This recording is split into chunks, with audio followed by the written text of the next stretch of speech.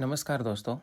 अब हमें राशन लेने के लिए दुकान खुलने का इंतज़ार नहीं करना होगा, लंबी लाइन नहीं लगानी होगी, क्योंकि मशीन अब खुद से हमारे हिस्से का अनाज तौल कर दे देगी। बैंक के एटीएम में जैसे पैसे निकलते हैं, उसी तरह अब अनाज का भी एटीएम काम कर रहा है।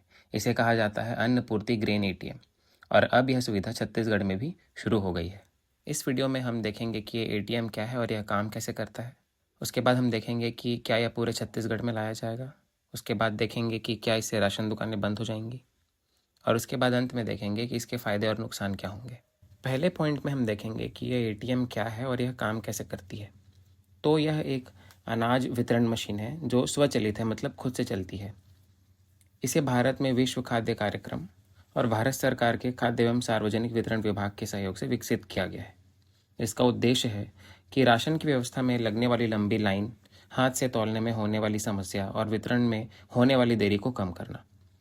अगर आसान भाषा में मैं कहूँ तो राशन दुकान पर दुकानदार अनाज तौल कर देता है, जबकि ग्रेन एटीएम में मशीन आपके अधिकार के अनुसार अनाज निकालती है।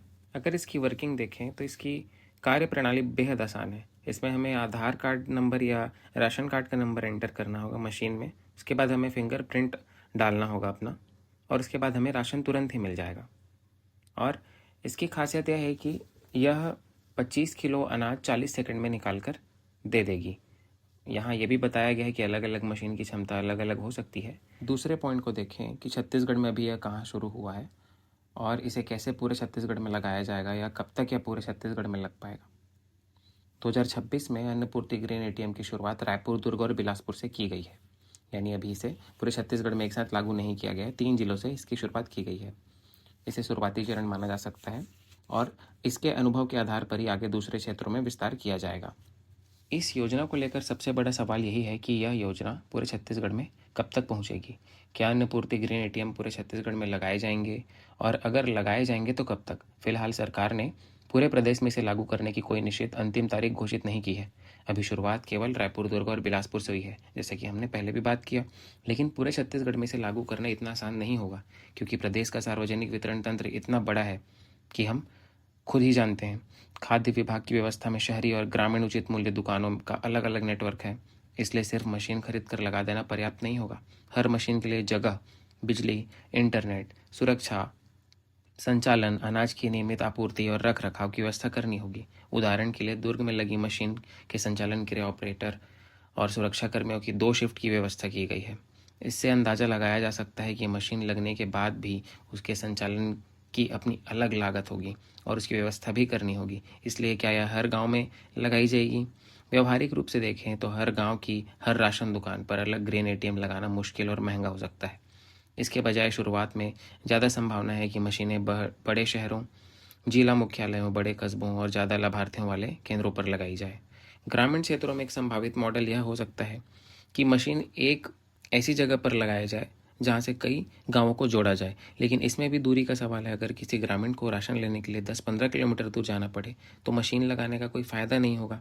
इसलिए दूर दराज के छोटे गाँव में पारंपरिक राशन दुकानें लंबे समय तक जारी रह सकती है, जबकि ग्रेन एटीएम को बड़े और सुविधाजनक केंद्रों पर लगाया जा सकता है।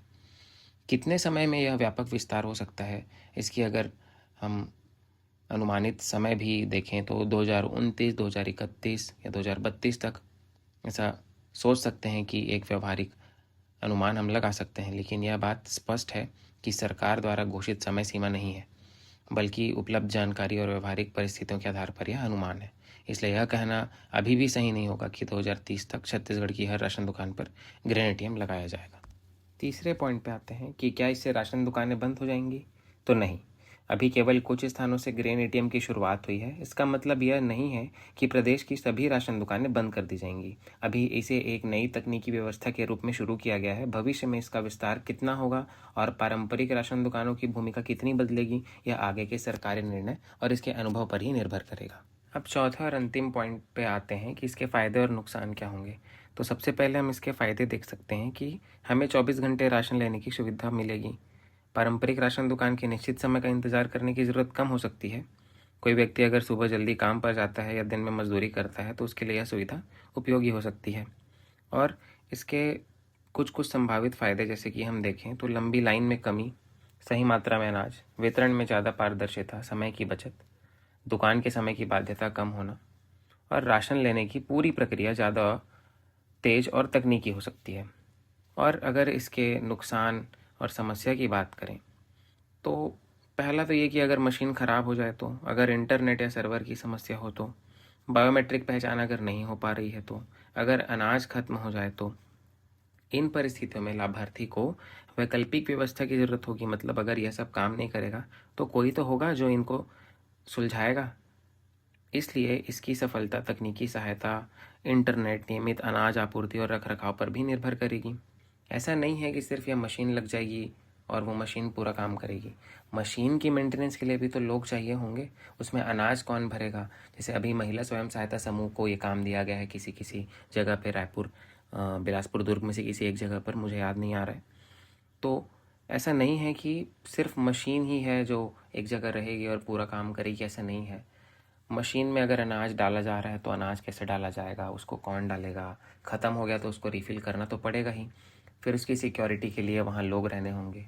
अगर ये 24 घंटे उपलब्ध होगा तो रात में निगरानी की जाएगी, उसकी सुरक्षा के लिए लोग लगेंगे, ये कह रहा हूँ मैं। तो ये इतना आसान नहीं है। सुनने में आसान लगता है कि मशीन लग जाएगी और वह अच्छे से काम करेगी, लेकिन इसके काफ़ी सारे नुकसान भी, जैसे कि मैंने बताया, वो हैं, समस्या है। खैर, किसी भी अच्छी चीज़ के लिए इतना करना पड़ता है। देखते हैं कि छत्तीसगढ़ में कब तक लागू हो पाएगी। गाँवों में तो अभी फ़िलहाल कोई चांस नहीं है, बड़े बड़े शहरों में यह देखा जा सकता है।